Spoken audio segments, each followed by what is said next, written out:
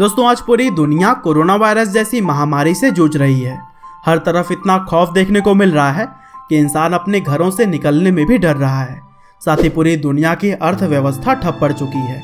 लेकिन वहीं चाइना लगातार अपनी इकोनॉमी को मजबूत करता जा रहा है। जहां वो एक तरफ कोरोना वायरस जैसी महामारी का फायदा उठाकर दुनिया भर में मास्क और पीपीई किट्स को महंगे दामों में बेच रहा है, वहीं दूसरी तरफ वो कमजोर देशों को भारत के खिलाफ भड़काकर खुद को और ताकतवर बनाने में लगा हुआ है। क्योंकि नेपाल को उसने उकसाकर भारत के साथ जमीनी विवाद करवाया, तो वहीं लगातार पाकिस्तान में पल रहे आतंकवादियों तक पैसे पहुंचाने का काम भी चाइना ही करता है। और दोस्तों चाइना के फंडिंग से ही आतंकवादी भारत जैसे कई सारे देशों के जवानों को मारते जा रहे हैं।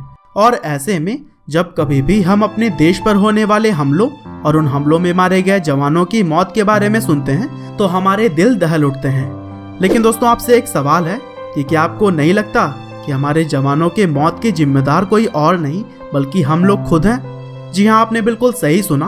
हम ऐसा इसलिए बोल रहे हैं क्योंकि जिस हिसाब से हम चाइना की इकोनॉमी को बढ़ाने में लगे हुए हैं उससे ऐसा तो होना ही है। अब आप खुद ही सोचिए कि जिन चाइनीज प्रोडक्ट्स और सर्विसेज का इस्तेमाल करके हम अपने पैसे बचाने की सोचते हैं, वही सोच आज चाइना को दिन प्रतिदिन ताकतवर बनाती जा रही है। और हमसे कमाया हुआ पैसा चाइना अपनी डिफेंस सिस्टम में लगाता है। और दोस्तों ताकतवर बनने के बाद वह भारत के तरह ही कई सारे देशों के जमीन को हथियाने का काम कर रहा है।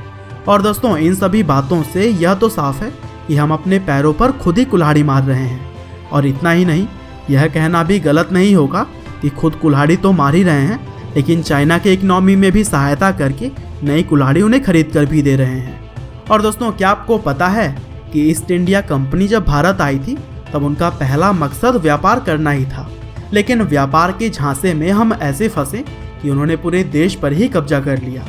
और दोस्तों चाइना भी जिस तरह से भारत में व्यापार जमा रहा है उससे यह बात तो दोबारा होती हुई नजर आ रही है। और दोस्तों क्या आपको पता है कि कुछ दशक पहले तक चाइना सिर्फ प्लास्टिक के प्रोडक्ट्स ही दुनिया भर में एक्सपोर्ट करती थी, लेकिन आज समय ऐसा आ गया है कि हर 5 में से 1 या फिर 2 चीज हम चाइना का ही इस्तेमाल करते हैं। और केवल हम ही नहीं बल्कि और भी कई सारे देश चाइना के इस चालबाजी में फंसते जा रहे हैं। और दोस्तों यही वजह है कि चीन आज दुनिया भर का नंबर 1 मैन्युफैक्चरर बन चुका है। और सिर्फ इतना ही नहीं, सॉफ्टवेयर और आईटी के फील्ड में भी चाइना का कोई जवाब नहीं है। तभी तो उसने मोबाइल फोन से लेकर उसमें इंस्टॉल होने वाले एप्लीकेशंस तक में अपना कब्जा जमा रखा है। और दोस्तों Xiaomi, Vivo, Oppo और Realme की तरह ही कई सारे चाइनीज फोन सबसे ज़्यादा बिकते हैं, तो वहीं टिकटॉक, शेयरिट, हेलो और यूसी ब्राउज़र की तरह ही सैकड़ों चाइनीज एप्लीकेशंस भी हमारे फ़ोन में इंस्टॉल होते हैं। लेकिन दोस्तों क्या कभी आपने यह सोचा है कि जो चाइना दुनिया भर में अपने ऐप्स फैला रहा है वो भला खुद दूसरे देशों के ऐप का इस्तेमाल क्यों नहीं करता? दरअसल ये जितने भी ऐप्स हम इस्तेमाल करते हैं उनमें से ज़्यादातर हमारे फ़ोन्स की डिटेल को सेव रखते हैं। और ज़रूरत पड़ने पर चीन की सरकार इन डेटा को कंपनियों से जोर ज़बरदस्ती लेकर इसका गलत इस्तेमाल भी कर सकती है। और दोस्तों ऐसे में आप खुद ही सोच लीजिए कि अगर ये एप्लीकेशंस किसी सैनिक के द्वारा इस्तेमाल किए जाएं तो फिर कितनी ज़्यादा इम्पॉर्टेंट इन्फॉर्मेशंस लीक हो सकती है। और इसीलिए अमेरिका में चाइनीज़ एप्लीकेशंस बॉर्डर सिक्योरिटी में लगे हुए जवानों के लिए बैन है। और दोस्तों आपको यह बात जानकर भी हैरानी होगी कि चाइना कभी भी दूसरे देशों के ऐप को अपने देश में इस्तेमाल करने की इजाज़त नहीं देता। दरअसल आपको पूरी दुनिया में जहां फेसबुक और व्हाट्सएप जैसे ऐप हर मोबाइल में ही देखने को मिल जाएंगे, वहीं चाइना में ये दोनों ही ऐप पूरी तरह से बैन है। और दोस्तों वहाँ पर व्हाट्सएप की जगह वीचैट और फेसबुक की जगह वहाँ के लोग renren.com का इस्तेमाल करते हैं। और दोस्तों वहाँ के ज़्यादातर एप्लीकेशन या फिर वेबसाइट पूरी तरह से चाइनीज़ लैंग्वेज में होते हैं।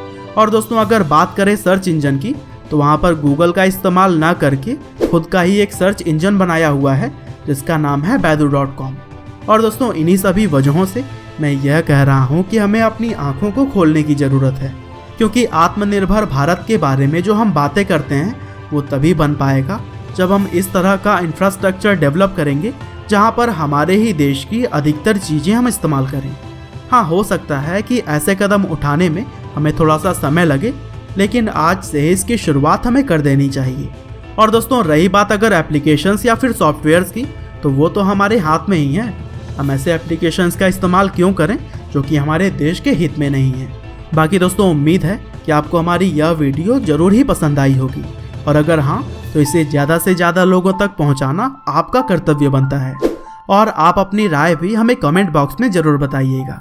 साथ ही ऐसे ही नॉलेजेबल वीडियोस के लिए लाइव हिंदी को सब्सक्राइब करें, साथ ही बेल आइकन को भी दबाना ना भूलिएगा। आपका बहुमूल्य समय देने के लिए बहुत बहुत धन्यवाद।